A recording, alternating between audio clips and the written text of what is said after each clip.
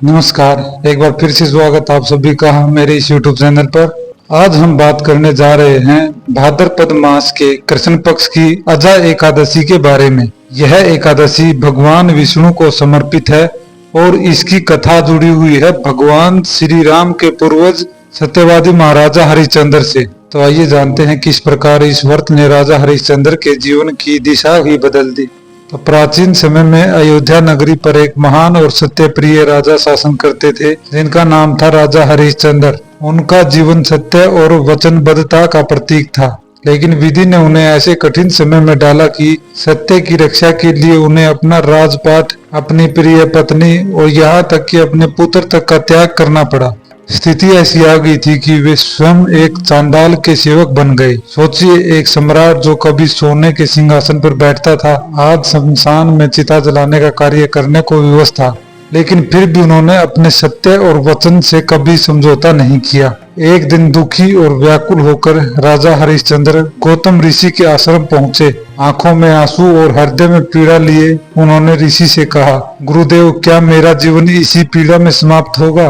क्या मुझे कभी अपने पापों और कष्टों से मुक्ति नहीं मिलेगी? तो गौतम ऋषि ने राजा की व्यथा सुनी और उन्हें एक अद्भुत उपाय बताया। उन्होंने कहा, राजन, यदि आप भाद्रपद मास के कृष्ण पक्ष की अजा एकादशी का व्रत करोगे तो निश्चय ही आपके सारे पाप नष्ट हो जाएंगे, आपके दुख दूर होंगे और खोया हुआ सुख आपको पुनः प्राप्त होगा। ऋषि के वचनों पर विश्वास करके राजा हरिश्चंद्र ने विधि पूर्वक अजा एकादशी का व्रत किया। दिन भर भगवान विष्णु की उपासना की, भक्ति और श्रद्धा से उपवास रखा और रात्रि जागरण करते हुए प्रभु का स्मरण किया।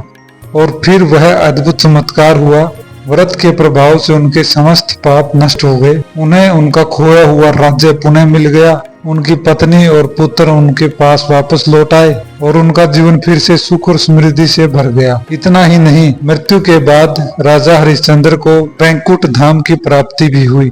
दोस्तों, यही कारण है कि अजा एकादशी का व्रत सभी एकादशी व्रतों में श्रेष्ठ माना जाता है। कहा गया है कि इस व्रत को करने से मनुष्य के सभी पाप नष्ट हो जाते हैं, जीवन में सुख, शांति और समृद्धि आती है और अंततः मोक्ष की प्राप्ति होती है। इसलिए जो भी भक्त भगवान विष्णु की कृपा पाना चाहते हैं, उन्हें श्रद्धा और भक्ति के साथ अजा एकादशी का व्रत अवश्य करना चाहिए। तो दोस्तों, यह थी अजा एकादशी की पावन कथा। अब बात करते हैं पारण के समय की। तो व्रत का पारण 20 अगस्त दिन बुधवार को सुबह 5:53 से 8:29 तक करना शुभ रहेगा। वहीं द्वादशी तिथि समाप्त होगी 20 अगस्त को दोपहर 1:58 पर।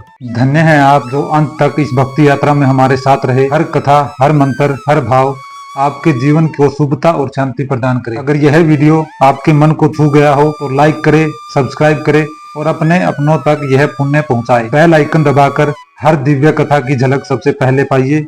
अंत में बस यही कहेंगे, ईश्वर आपके जीवन में प्रेम, आस्था और प्रकाश की वर्षा करे। जय श्री राम, हर हर महादेव, जय माता रानी।